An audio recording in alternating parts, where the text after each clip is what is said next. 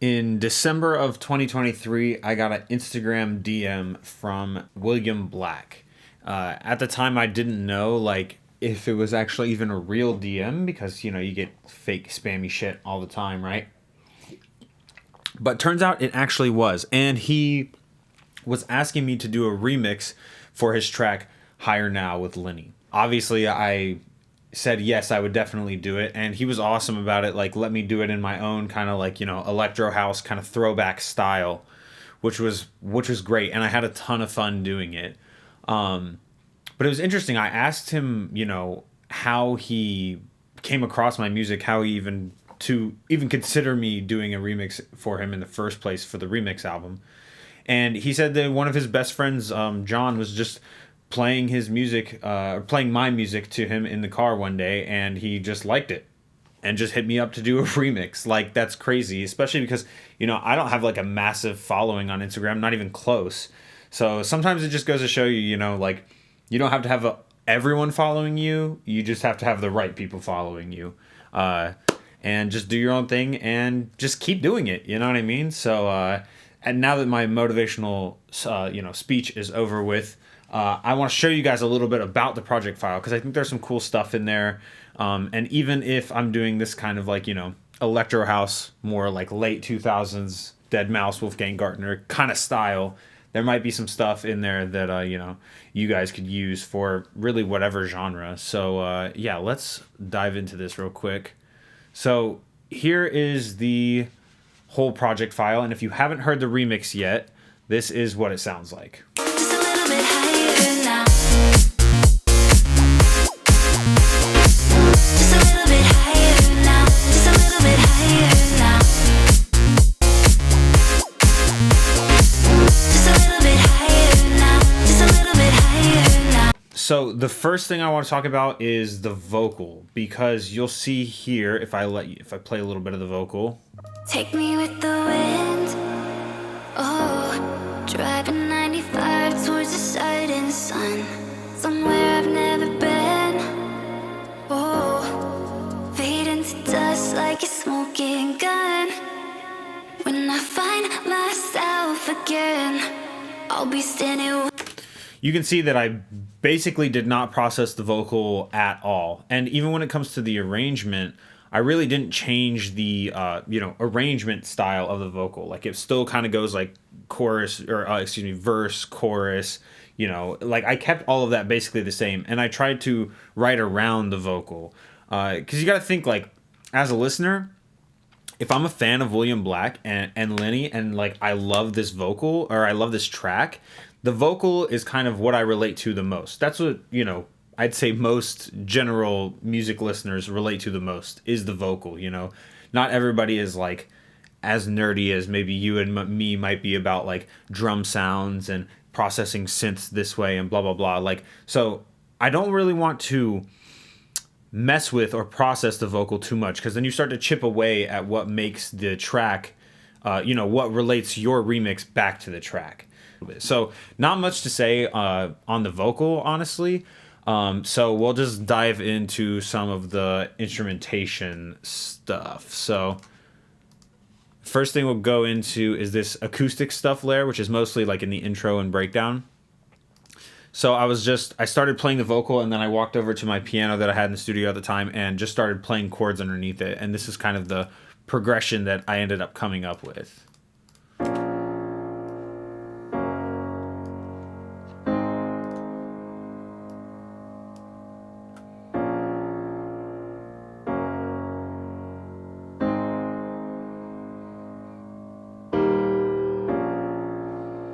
So I'm pretty sure that it closely follows the chords of the actual track, but I threw in this last chord right here, which is kind of like like a major 4 kind of thing. It's like a borrowed chord essentially. So I'm using actually a note right here that's outside of the key just for that one moment, because it sounded kind of epic and was just like a cool turnaround thing. I'm not going to go too much into music theory, but just look up borrowed chords if you're kind of interested in how that stuff works. And then we got just a couple of other stems layered in here, like the synth back here, the poly D. I just played in the same chords on top of it.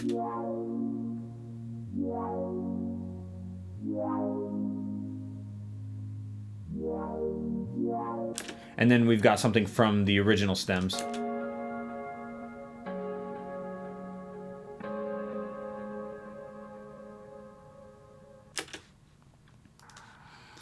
And that's basically it for the acoustic stuff. The only difference is in the breakdown.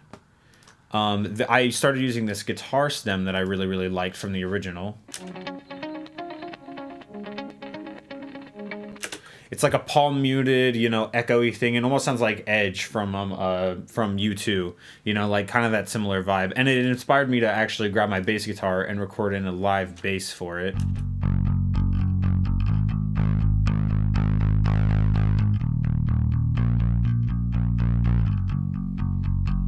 So maybe not the best like processed or, you know, cleanest bass part, but, you know, like I just wanted to put my own little, like, you know, me playing like an actual live instrument on here, like, you know, and it kind of fits in with the vibe of the breakdown, especially with that guitar part coming in and stuff like that. So that's it as far as like, you know, intro and breakdown instrumentation other than drums, but we'll get to that in a little bit.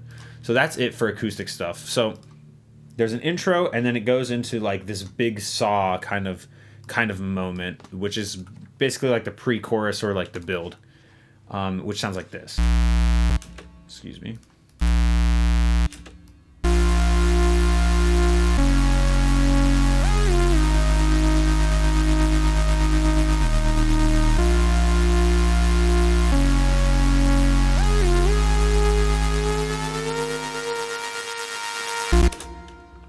So that's literally just two operators. One is just literally a saw wave.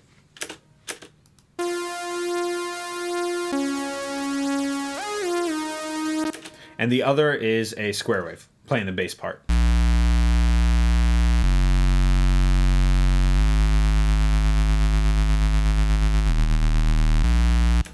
The cool thing though is I used to do this with like the Live 7 or 8 compressor, but then they kind of patched it. It was like almost like a glitch kind of thing that would happen.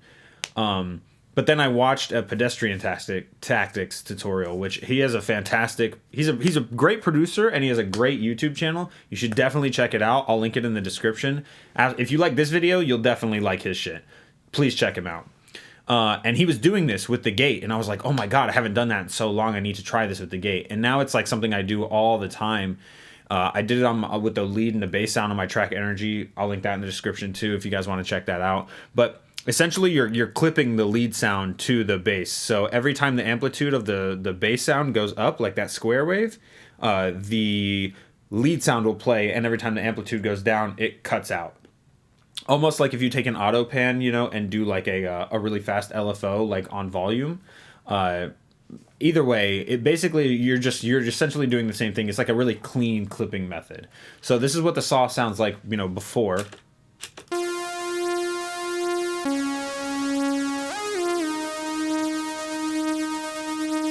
And if I put it with the gate, you can hear that it starts to get like crunched up.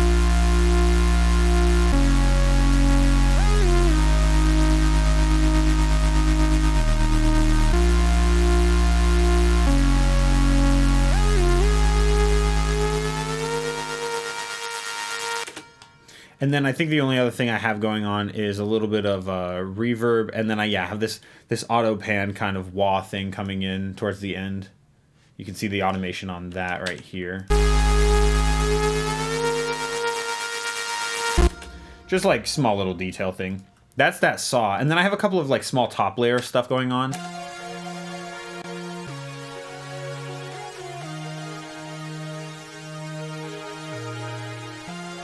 Just like background stuff, so you have something to contrast versus the saw that feels a little bit more in your face. Because if you have something in your face, like more dry, it feels closer to you when you have something to contrast it with that's farther away. I'm thinking about doing a whole video kind of on that. It's something that like Matt Zoe talks about a lot about.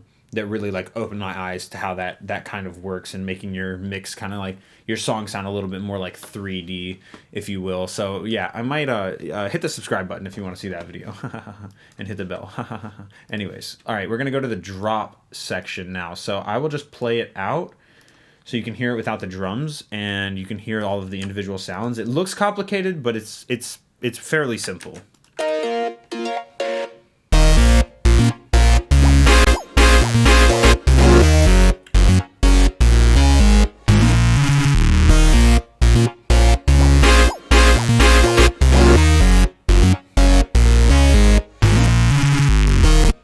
So kind of got like a complextro-ish style thing going on where there's things answering and calling and stuff happening all over the place. But usually when I do stuff like this, I will just draw in some chords that I really, really like.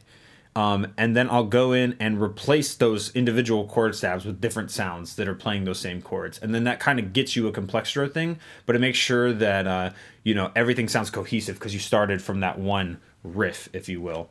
So I will go down to the chords that I have first. So if I just play these chords together, I'll just mute solo this.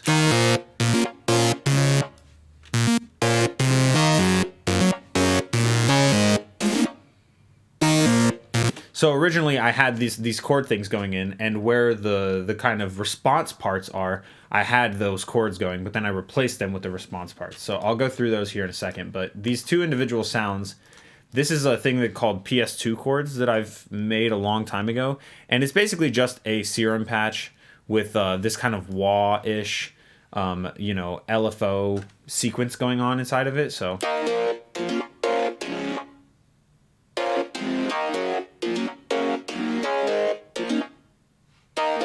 And where you're really getting that from is this pre-filter on the distortion that's like a bandpass filter moving around. So I have one of these LFOs, yeah. So this LFO is controlling that and making this kind of like a wah kind of sound-ish. So this is what it sounds like without that. And then with that distortion.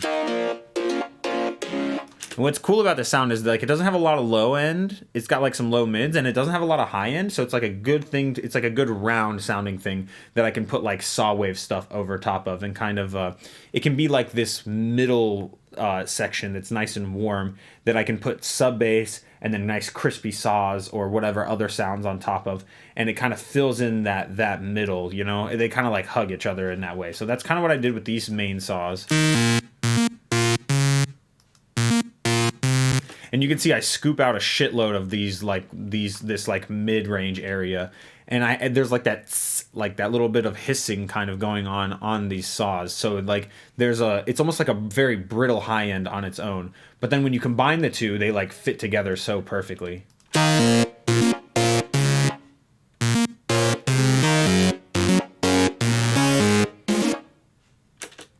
So like I said, I had those chords playing in there, but then I ended up deleting those out and replacing it with stuff like this Reese sound for one. And this is just a Reese that I made a long time ago. You see just regular kind of Reese stuff, to be honest with you. Just like a notch filter or whatever, moving back and forth with that LFO. Icon has kick, waveform, detuned. Kind of regular Reese sounding. So you probably find any like Reese preset and get something pretty close to this. But I had the chords playing in this section where the Reese originally was, but I would delete those out and be like, okay, well, let me find another patch that can play those same notes or similar notes in there. So you're still working around the same like skeleton. You're just replacing pieces of it to make it sound more complex than it actually is, if that makes sense. So the cool part up here, my favorite part probably, is where, again, I had these chords come in right here. I think it was like probably a C sharp major or something like that. But I had these chords come in. I don't remember exactly what it was, but I deleted those out and just replaced them with something else, and ended up replacing them with these like little stab sounds that I've made before this.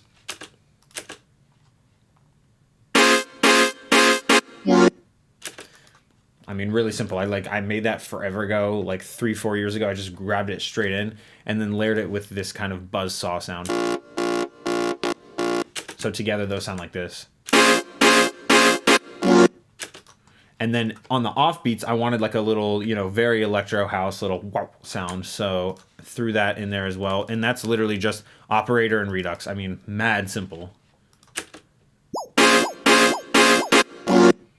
Like super simple. All of these sounds are extremely simple. It's like just saw waves, simple filters, but when you have them call and responding to each other in like a really satisfying way, that's what makes this work and sound so quote unquote complex. You know what I'm saying? So if you actually listen back to it now,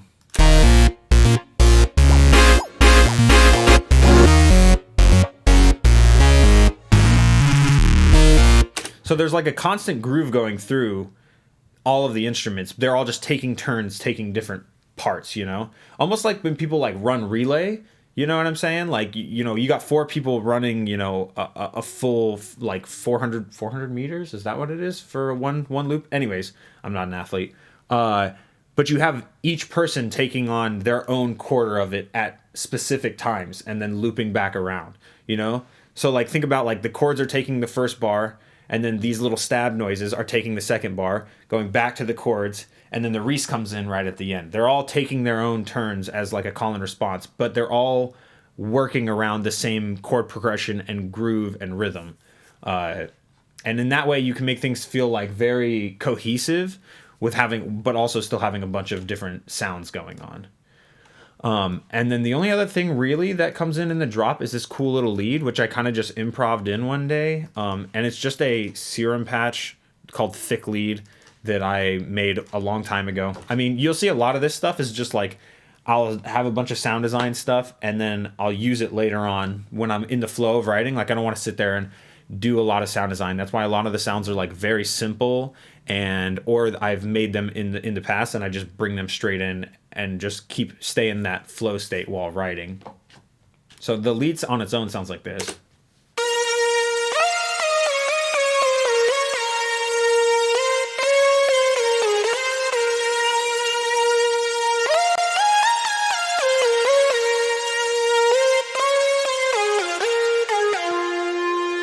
And I think one of the cooler things is my MIDI keyboard's not working for some reason, but these little grace notes in here. I do this all the time when I play piano, where I'll hit a note, usually like a semitone or diatonically going down one note, and I'll kind of just slide right into it. So brum, brum. It's almost like a flam. If you're like a drummer, you know what that is. And you can kind of like accent things differently and make things feel way more like funky that way. And you can see I do that here. I do that all over the place on certain notes that I'm trying to like emphasize, basically. I think those are called grace notes. So if you want to look up more about those, they're called grace notes. Simple stuff with it, just kind of a rising thing going into the build. And then it just comes back in the second drop. And that's basically it as far as like instrumentation, like harmonic stuff goes. So now we'll go look at the drums. So some of the drums on their own sound like this, in the drop at least.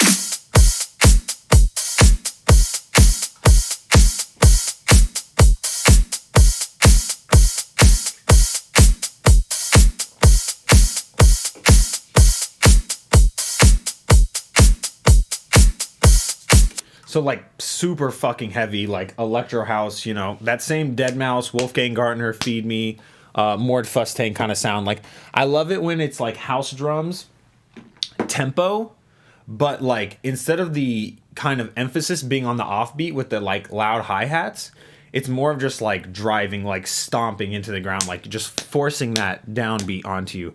Like it's like the same reason that fucking like AC/DC has almost every one of their songs has the same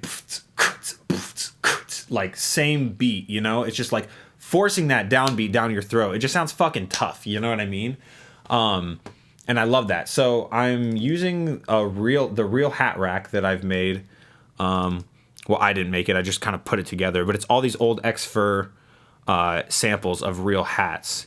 And some of these have like these really sharp resonances, so that you'll see I'm taking a few of them out. But in general, I don't like to take out really sharp resonances. I'd rather tune my drums so those sharp resonances are hitting the notes that are in the scale, because it sounds so much more satisfying rather than like putting soothe on it and just killing out all the character. But sometimes it's just too much and you need to just dial it back. So that's what I've done here. So if I look in the pattern though,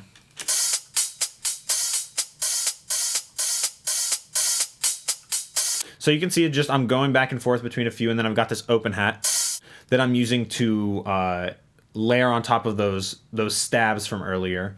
That's just like a nice little thing to kind of build cohesion between the drums and the synths, as far as like it feels like the whole band in this case, or the whole the whole song is emphasizing these downbeats, like bump bump bump bump, and then back to the groove, so that's a nice little trick. Another cool little trick is in this electro snare thing, which is a bunch of just a bunch of samples that I've found recently or previously and thrown into this electro snare drum rack. The cool thing though that's happening, I'll play it on its own real quick.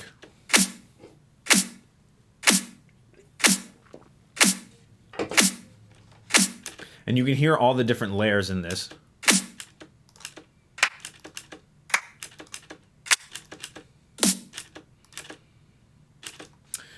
And the interesting thing that's going on here is that I'm actually side chaining the clap to the kick. You can see in here, if I zoom way in, that I have the claps and snares hitting just before, like how many milliseconds before? Let's see. 23 milliseconds before the kick comes in. So there's 23 milliseconds worth of sound happening before the kick comes in. And then once the kick comes in, I want that to get ducked out super hard because I want that kick to just blast through the transient of the kick. So you can see the attack I have on the side chain is around that 20-second mark.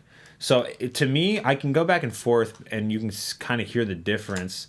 To me, it just makes them feel like one piece. Like it feels like one drummer rather than a kick sample and a clap and snare sample. You know what I'm saying? So I can go back and forth on this.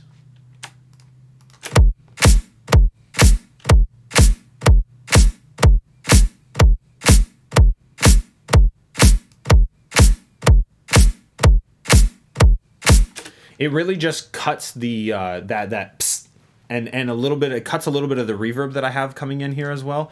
It just cuts that for maybe 100 milliseconds while the kick plays. And to me, like that just sounds like it just sounds more real, like I like it's an actual drummer or something like that, rather than just slapping a snare sample on top of a kick sample, basically. So that's a little trick that I like to do. Not all the time, but in this case, it kind of worked. The kick, I'm pretty sure, is like super basic. Yeah, it's just this kick that I've made before called Dummy Thick Kick. I mean, it doesn't get more simple than that, truly. The interesting thing, though, is that I have a pre-transient thing going on. I like to do this a lot, especially because these drums were supposed to sound a little bit more like real, quote unquote. And when you have like real drums, the beater will hit the kick, and you get this kind of and then fly through the air, and then the high frequencies will hit your ears like a tiny bit right before the low frequencies, and it kind of works. Or I'm essentially replicating that, right? So I'm taking this tiny little sound, which sounds like the beater. Like think about just the tiny piece of the beater on a kick drum hitting the little piece of skin, or the little piece of the drum head. That little tiny sound before it resonates through the entire drum and pushes out air. That's the little sound that I'm kind of like replicating with this. So like no low end, not a ton of high end, just a little tiny kick noise. And what I'm doing is playing that in line with the kick. But if you go right here, you can hit this delay, and I'm delaying it forward in time. So not delaying it necessarily, but I'm moving it forward in time by 7 milliseconds. So you can hear the difference that this makes if I have it without, playing dead on with the kick.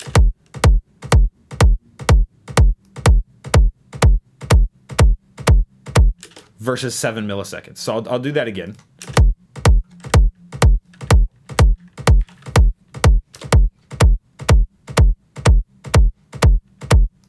And like that does wonders for if you're listening to this on like your phone speaker, a small speaker, a car speaker. That kick will sit so much better and just hit your ears in such a more pleasant way that you might not notice necessarily like in the club, but when you're playing it in a more like, on a Bluetooth speaker, in a more just like chill setting, more like, at home kind of setting, that little trick does crazy things to make the kick sound way more pleasant, less clicky, and a lot more like natural sounding. Like it's just naturally occurring and you're just happen to be listening to it or something like that.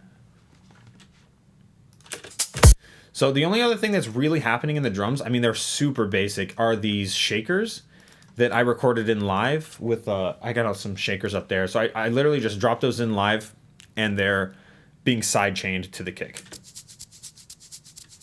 And then compressed a bit.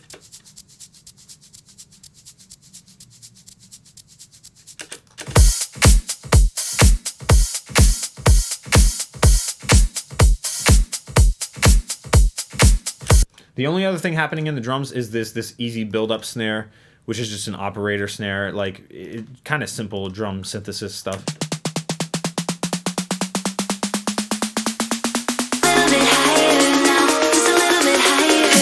And that's kind of in the background. It's kind of more just there to like let you know, just one of those cues of just like, okay, there's a drop coming, without being too in your face, like some crazy, minute and a half long big room build up or something like that.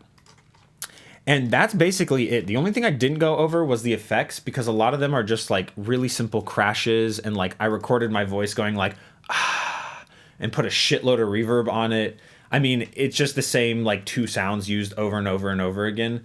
So I'm not really going to go over the effects too much. The last thing I'll go over is how I did the master on this, because I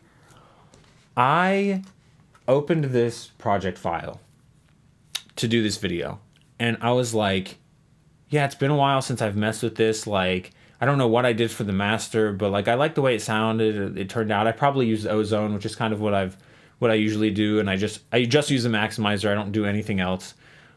But I realized that I was even lazier than that, and I literally just used G-Clip. I just clipped the master. If your mix is really on point, and you have no excuse for your mix to not be on point, because we have so much control over it, it being in the box, that you can just kind of clip the master. You can kind of just, or limit it, or however you want, but get it, shave off the top essentially in whatever way you want to.